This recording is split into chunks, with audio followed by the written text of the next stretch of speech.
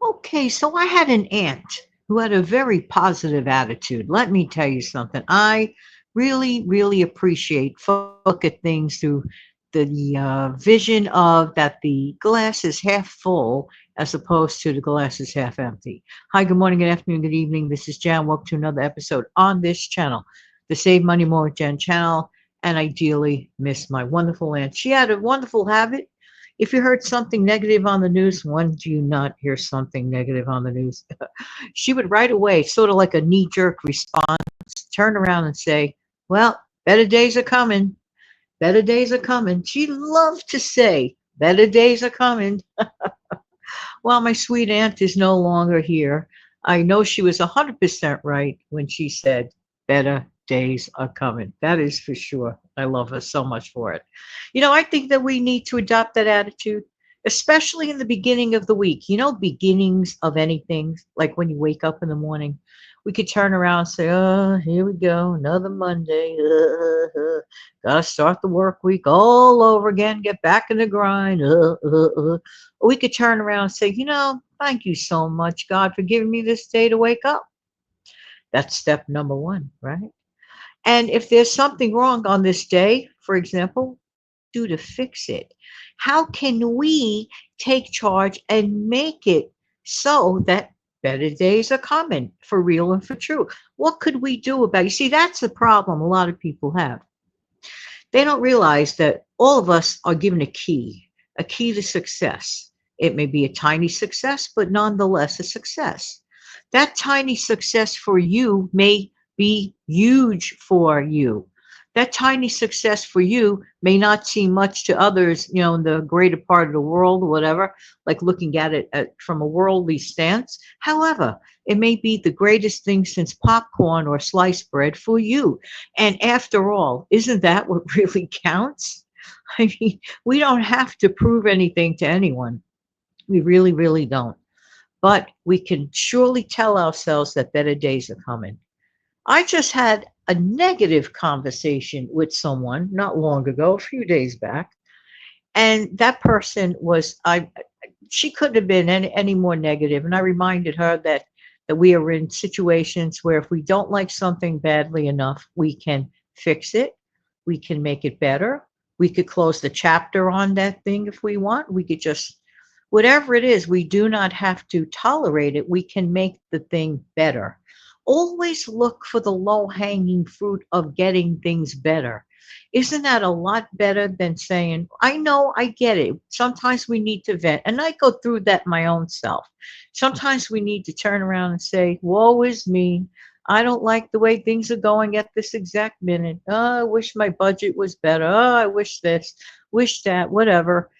And that's okay for a period of time. And I do allow myself a couple of minutes, let's say in my woe is me kind of chair, and I'll take a woe is me break for a few minutes.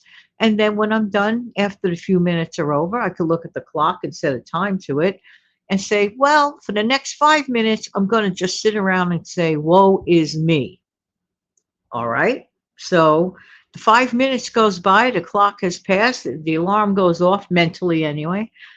Are you any better off than you were the 5 minutes previously? Has the problem changed? Not necessarily, but you did vent it out a little and get it out of your system and maybe feel a little better and can look at things from a better perspective to arrive at the hopefully the solution to the issue.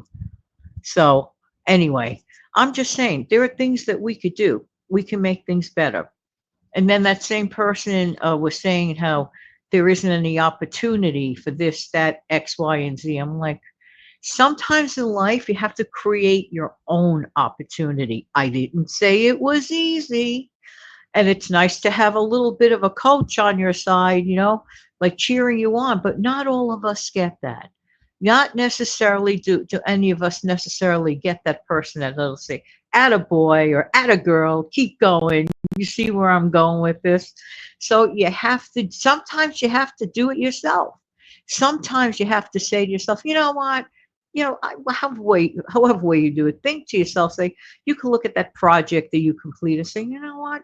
Job well done. Yeah, yeah, yeah. And let me tell you something.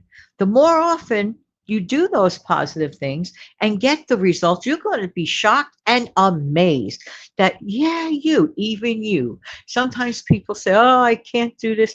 It's called lack of confidence. And I think that many people, and I have observed this over time, and I've even mentioned it a few times.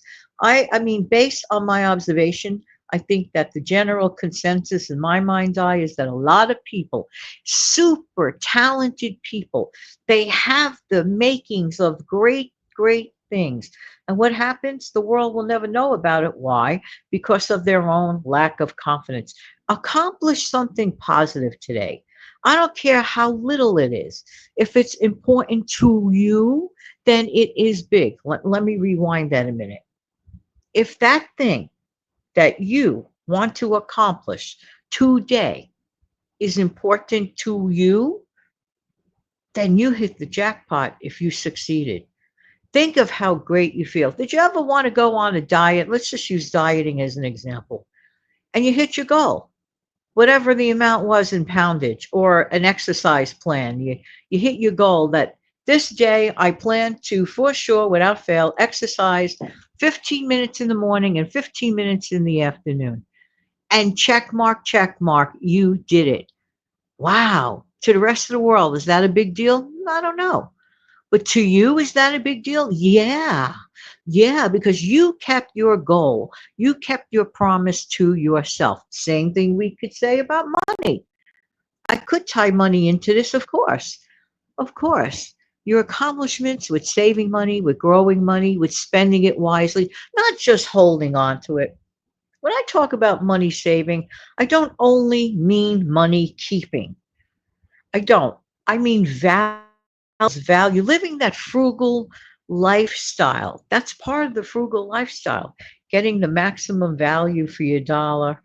I'm not saying hold on to every cent like a pinch penny so tightly that you start squeaking in your shoes. I'm not saying that, no.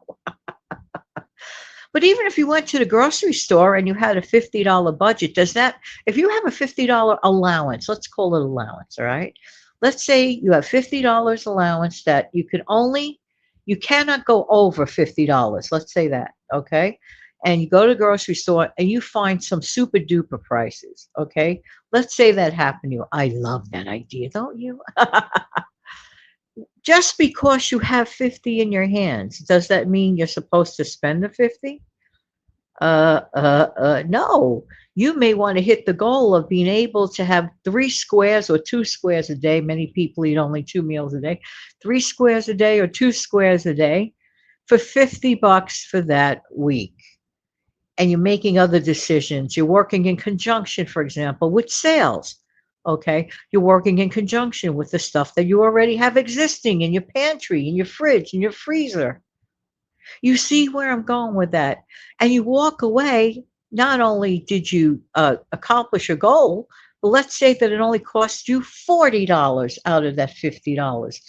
That is a huge accomplishment because you set yourself out there on purpose to hit those goals, to get everything accomplished and then some. I'm sorry, but there's something to be said about the so called small wins. If you do that every single week for 4 weeks in a row and save $10 each week, at the end of the month you literally have $40 left over to do as you desire to do. To either put it towards the next month or to put it into some sort of a savings account or to somehow find a little way to invest it, whatever you decide to do. There's something to be said about that. So there you go. All right, everybody. I know my aunt was right. Better days are coming. But one thing for sure, it's up to us to make it happen. Don't forget to click like, share, and subscribe. Super thanks are always appreciated. Thank you.